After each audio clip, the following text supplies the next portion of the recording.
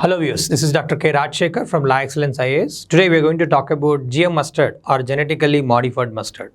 It has been in the news since now several months because Ministry of Environment, which GAC Committee, Genetic Engineering Appraisal Committee, GAC Committee, which is India's apex body to approve release of GM plants and GM food products, has appraised this GM mustard variety, and Ministry of Environment also agreed to push it forward. That is where the debate has started. So let us learn about what kind of variety is genetically modified mustard. So DMH11 it is known as, Dhara Mustard Hybrid 11 it is known as, is being created by the Center for Genetic Manipulation of Crop Plants located at University of Delhi. Because mustard is a self-pollinating crop, meaning pollens from this plant fertilize the ovum. And what is the problem with that? When plant breeders want to cross different mustard varieties, it won't allow it because self-pollination is taking place within the plant. So what the scientists have done to address this issue, they have done a cross between two varieties, Varuna from India and Early Hera 2 from Europe. So these two varieties have been crossed. How is it possible? How has it become possible? They have used two genes from a soil bacterium called Barnase gene and Barster gene. By using these genes, they made it possible to create this hybrid variety. Let us see how does this work. What is the science behind this? Barnase gene, which is present in the Varuna variety. And when Barnase are introduced into this plant, what does it do? It causes sterility, temporary sterility in the plant. That too in the male part of the plant. What is happening here? So when Barnase gene is introduced, Barnase gene affect what is called tapetum. Tapetum is a tissue that is important for the growth of pollens, and Barnase gene prevents that. Then when we cross it with Hera, which carries Barster gene in it, this actually blocks the Barnase gene. So Barster gene from the second variety, pollen producing variety with no harm to or no effect on the pollens. When introduced, it is bringing Barster system. So what we are seeing here is Barnase-Barster complex getting formed. So Barster is now blocking the Barnase activity, thereby allowing the seeds to be produced. So like that, DMH11, Dhara Mustard Hybrid 11 is created. In this, 11 refers to the number of generations it takes to manifest this effect. Okay, like that, they have created a hybrid variety using genetic engineering techniques in this. What are the advantages of such genetically modified plant? Studies have shown that it increases the yield roughly by 30%. And also it reduces the necessity to depend on imports of oils. We'll discuss that in the next slide. Also, this helps in weed management. How does it do this? This variety also carries what is known as herbicide tolerant gene. Herbicide tolerant gene. This herbicide tolerant gene provides resistance to herbicides, chemicals which are weed killers. So because of the presence of this, weed management becomes also little easy, but that is what is actually causing concern here. We'll talk about that. And also increased farmers' income. With increase in yield, farmers' income will also increase. So economic benefits to farmers can also be expected from this kind of variety. Okay, let us now focus more on one of the key advantage of this GM mustard variety is helping us in dealing with the dependency on oil imports. Edible oil in India is mostly coming from the other countries in the form of imports. 60% of the oil requirements of India are being satisfied in the form of imports. And also mustard, if you see mustard, which is one of the very important edible oil crops in India, has a relatively low yield. If you look at this image here, published by Bloomberg, what we have noticed that in last several years, the growth in domestic vegetable oil production has been stagnant. So we need a way to address this issue, and that is what the scientists have been trying to do. They want to increase the productivity of this particular oil variety called mustard, so that economic benefits, economic well-being of the farmers can be addressed, and also self-sufficiency, no need to depend on the oil imports. That is what we are hoping for. So GM mustard has been designed to address this issue. But why people are opposing it? Because so far it looks great. Why don't we allow crops like this? Of course, there are also other concerns associated with that. What are those concerns? Potential loss of traditional mustard varieties. When we create hybrid varieties, this is true with other GM crops as well. People may prefer to grow that variety because of the advantages it provides. Okay, so because of this, what happens? Reduction in the genetic diversity take place, so biodiversity gets affected.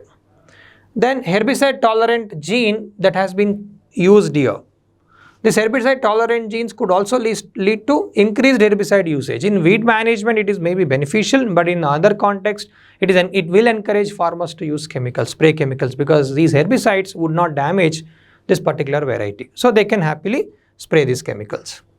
Then we've also heard Supreme Court specifically saying that women farm laborers would lose work because weed management in the rural areas is done by manual plucking of the weeds, and mostly it is done by women, and those people would lose jobs. And also there was a concern about honeybee population, effect on honeybee population, because honeybees also survive on this mustard, and genetically modified mustard, would that provide same amount of advantage, same amount of the productivity that they would normally need, is a matter of question. Okay. Also, risk to individuals with allergies. Let's say we consume this, and people with certain allergies who are more sensitive to new proteins, those kind of new allergens might have come from this kind of variety. So that is also one of the other concerns. So these are examples of concerns that people had. Okay, in more detail, critics are not happy that Ministry of Environment has allowed or approved this crop. They filed many petitions in the Supreme Court, and Supreme Court is also holding, because Supreme Court recently had said that if we cause damage to the environment, can we reverse that? We cannot. So a proper scrutinization is important before allowing it to be released. That is what critics are saying here. Let us look into those specific points. The long-term effects of genetically modified mustard is not fully understood. We do not know the long-term impact of that. And as I mentioned, Supreme Court also has an opinion that it cannot reverse harm to the environment. So once government gets the approval and release them, can we reverse the process? We cannot, because the damage would already happen, these genes would go around and would cause more damage. The adoption of it may lead to increased dependency on seed companies, and usually what happens, particular company would produce those seeds and would sell them to the farmers. They will have upper hand here, and autonomy of the farmers would be decreased, because traditionally they are known to exchange the seeds or just pay a very nominal amount of money for this. That would be affected. Then access to GM technology and its benefits may not be equitable, meaning who would make most of the money, farmers through productivity, farmers through more yield, or companies by selling these seeds. That is a matter of debate, not just with GM mustard but also other kind of crops. We are at a juncture where now we see that Ministry of Environment says we have done enough studies. There is no harm to the honeybee population. Yield is increasing. This is a need of the hour. We need such a variety.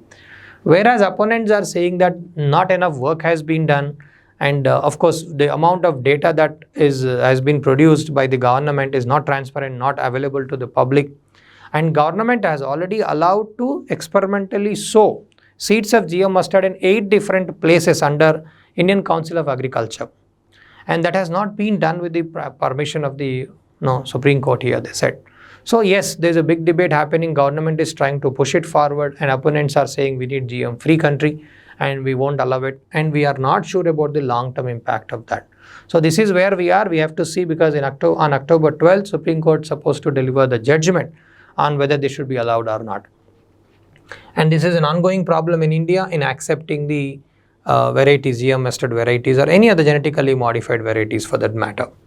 So what is the way forward? What should be done?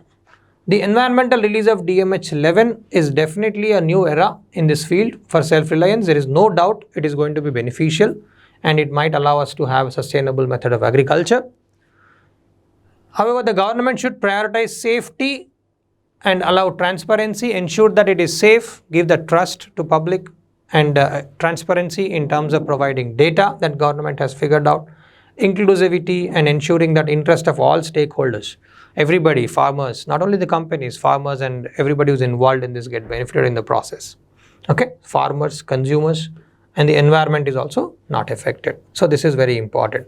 And gaining public trust and confidence in the regulatory system is absolutely essential for further, because it becomes easy for even approval of the future GM crops.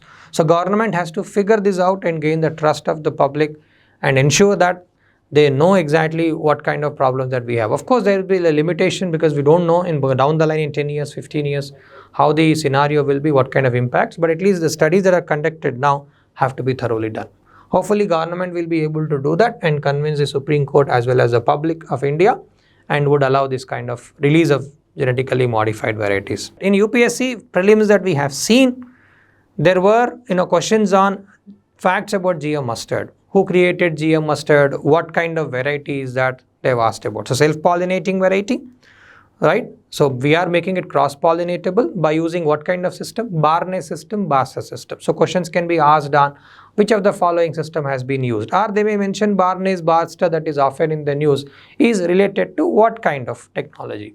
Related to creation of genetically modified varieties, particularly male sterile varieties or sterile plants can be produced using this method. Or in the mains, we may have a scope of asking questions on discuss in detail or critically discuss about debate on GM mustard. Should India allow approval of such or release of such crops in India? So both for prelims and mains, we have scope for asking such questions. Thank you guys. Hope this is useful to you.